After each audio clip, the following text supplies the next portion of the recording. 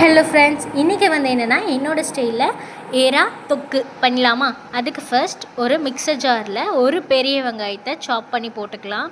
அது கூடவே ஒரு கை நிறைய கறிவேப்பிலை வந்து நம்ம போட்டுக்கலாம். போட்டதுக்கப்புறமா இன்றைக்கி வந்து நான் என்ன மிளகாய் எடுத்திருக்கேன்னா காஷ்மீரி சில்லி வந்து எடுத்திருக்கேன்.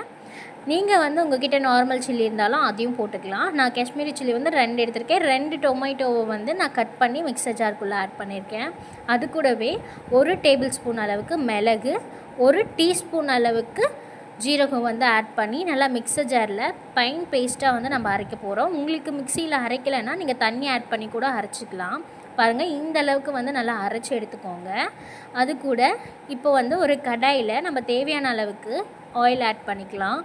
ஆயில் ஆட் பண்ணதுக்கப்புறமா அது கூட ஒரு பெரிய வெங்காயத்தை வந்து நம்ம குட்டி குட்டியாக கட் பண்ணி ஆட் பண்ணிக்கலாம். ஆனியன் வந்து நல்லா கோல்டன் கலர் வர வரைக்கும் நம்ம வதக்கி விட போகிறோம். அப்போ தான் ப்ரான் கூட நல்ல ஒரு டேஸ்ட் கிடைக்கும். பாருங்கள், நல்லா வதக்கி விட்டதுக்கப்புறமா அது கூட நான் வந்து இப்போ என்ன போட போகிறேன்னா கறிவேப்பிலையும் கொத்தமல்லி இலையும் வந்து போட்டு அதையும் நல்லா மிக்ஸ் பண்ணி விடுங்க. இந்த மாதிரி ஒரு கோல்டன் கலர் லைட்டாக வந்ததுக்கப்புறமா அது கூட ஜிஞ்சர் கார்லிக் பேஸ்ட் வந்து போட்டுக்கலாம். போட்டு அதையும் நல்லா மிக்ஸ் பண்ணிக்கலாம். மிக்ஸ் பண்ணி விடுங்க. நான் 2 டேபிள் ஸ்பூன் அளவுக்கு ஜிஞ்சர் கார்லிக் பேஸ்ட் வந்து இன்றைக்கி எடுத்திருக்கேன். அதையும் போட்டு நல்லா மிக்ஸ் பண்ணி அந்த ஜிஞ்சர் கார்லிக்கோட பச்சை வாசனை போகிற வரைக்கும் நம்ம வதக்கி விட்டுக்கலாம். பச்சை வாசனை போகிறதுக்கு முன்னாடி ப்ரானை வந்து அதில் ஆட் பண்ணக்கூடாது. அது போனதுக்கப்புறம் ஆட் பண்ணால் தான் டேஸ்ட் நல்லாயிருக்கும். பாருங்கள், இந்த டைமில் வந்து நம்ம ப்ரான் வந்து வாஷ் பண்ணி வச்சுருக்கோம், க்ளீன் பண்ணி.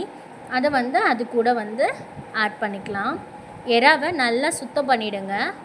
மஞ்சள் போட்டு லைட்டாக சால்ட் போட்டு நல்லா 3 வாட்டி 4 வாட்டி வாஷ் பண்ணி எடுத்துருங்க. அப்போனா தான் அந்த ஸ்மெல் வந்து வராமல் இருக்கும். போட்டு நல்லா மிக்ஸ் பண்ணி விடுங்க. பொறுமையாக மிக்ஸ் பண்ணுங்கள். எறா நல்லா வெந்துடவும் கூடாது. ஓரளவுக்கு நம்ம வந்து எப்படின்னா சாஃப்டாக வேக வச்சு எடுத்துக்கணும். அப்போ தான் எறா சாப்பிட்றதுக்கு ரொம்ப டேஸ்ட்டாக இருக்கும். பாருங்கள், எந்த அளவுக்கு சுருண்டு வந்துருச்சு இல்லையா. போட்ட உடனே அந்த ஹீட்டு பட்ட உடனே நல்லா மிக்ஸ் பண்ணி விடுங்க.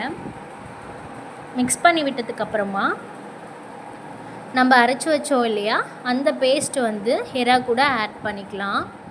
பாருங்கள், ஆட் பண்ணி நல்லா மிக்ஸ் பண்ணிக்கலாம். நீங்கள் எந்த அளவுக்கு இறால் வந்து எவ்வளோ கேஜ் வந்து எடுத்துக்கிறீங்களோ அதுக்கேற்ற மாதிரி நீங்கள் வந்து ஸ்பைசஸ் ஆட் பண்ணிக்கோங்க. நான் எனக்கு வந்து 1/2 கேஜ் வந்து எடுத்திருக்கேன். அது கூடவே தேவையான அளவு சால்ட் வந்து போட்டுக்கலாம். சால்ட் போட்டுட்டு கரம் மசாலா பொடி அதையும் மேலே 1 டேபிள் ஸ்பூன் அளவுக்கு போட்டுக்கலாம். போட்டு நல்லா மிக்ஸ் பண்ணி விடுங்க.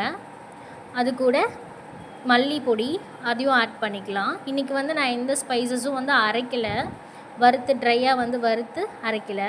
அதனால் பொடி தான் ஆட் பண்ணிக்க போகிறோம். பாருங்கள், எண்ணெய் எப்படி மேலே பிரிஞ்சு வந்திருக்கு இல்லையா. இந்த டைமில் நல்லா கிளறி விடுங்க. அடிக்கடியும் கிளற வேணாம். எறா நல்லா அப்படியே ஸ்மூத்தாக வெந்துகிட்டே இருக்கட்டும் அனல்லையே. அப்பப்போ லைட்டாக கிண்டி மட்டும் விடுங்க. இந்த டைமில் நான் 1/2 லெமனுக்கு வந்து அந்த சைஸ் இருக்கும் இல்லையா, குட்டி லெமன் இருக்கும் இல்லையா, அந்த அளவுக்கு புளியை வந்து ஊற வச்சு கரைச்சி அந்த தண்ணியை மட்டும் ஃபில்டர் பண்ணி எடுத்து அது கூட ஊற்றிருக்கேன். பாருங்கள், மறுபடியும் லிக்விட் நல்லா திக்காக இருந்தது, லிக்விட் ஆகிடுச்சு இல்லையா. இப்போ வந்து நல்லா கெட்டியாக ஆகிடுச்சு. பாருங்கள், கெட்டியாக திக்காக ஆகிடுச்சு இல்லையா. எறா தொக்கு வந்து எப்போவுமே திக்காக தான் இருக்கும், தண்ணியாக இருக்காது. அதனால் நம்ம வந்து நல்லா இன்னும் கொஞ்சம் திக்காக வர வரைக்கும் வந்து நம்ம வந்து அடுப்பில் வந்து வச்சு வதக்கி விட்டுக்கலாம். பாருங்கள், அப்படியே திக்காகிட்டே இருக்கு இல்லையா. இந்த டைமில் நம்ம வந்து அடுப்பை ஆஃப் பண்ணிவிட்டு மல்லி இலை தூவி எடுத்தால் சூப்பரான எறா தொக்கு என்னோடய ஸ்டைலில் ரெடி. உங்களுக்கு பிடிச்சிருந்துச்சுன்னா உங்கள் வீட்டில் நீங்கள் எனக்காக ஒரு வாட்டி ட்ரை பண்ணி பாருங்கள். எப்படி இருக்குதுன்னு கமெண்ட் பண்ணுங்கள். Thanks for